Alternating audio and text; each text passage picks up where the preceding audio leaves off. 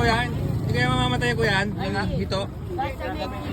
Ay, basta po may tibo, hindi mamamatay. Ganun pala yun. Pagka may tibo.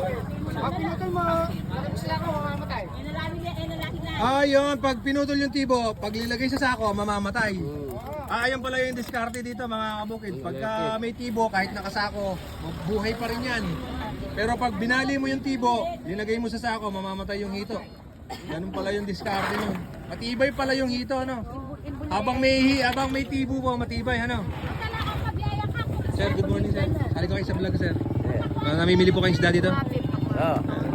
Ang daming nga pong tao, sir, oh. Ay, ba't ibang klaseng isda dito? Meron, mga Mas kabukid. gwapo ka pala sa personal. Po? Mas gwapo ka sa personal. Ay, salamat.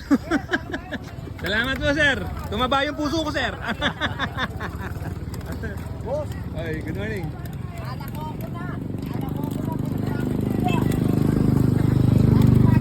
Dami. Ay, yan, sir. Walang tibo. Pwede bang isa ako yan? Hindi na, ano?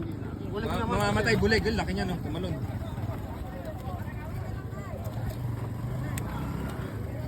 Laki. Mga dalag. Magkano naman? 150 po, dalag. Sabi nila masarap yan sa pesa. Dami mga kabukid. Puchero, saka sinigang. Buhay na buhay, oh. Saka po inihaw, ano? Lalo na yung malalaki. Tilapia ko yung bulig. Mura lang yan. Yung mga nakasako isda rin yan, no?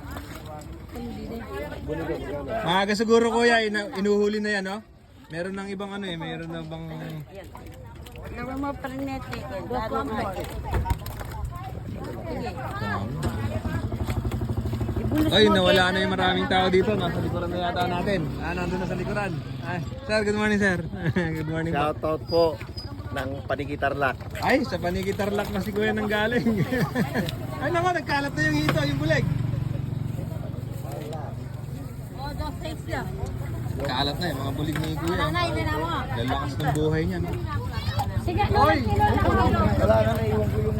33 lang kanyo, 33. Tatalo na, no? Oy! 33 lang kanyo na. Na, 33. Murang bulig mga kabukid, tsaka hito. Awa. 150 lang pala yung kilo nito. Maraming luto ang pwede dito. Ading yung kaya kanyan kaya lang. Tilapia, meron din. Ilan na rin eh. Halo.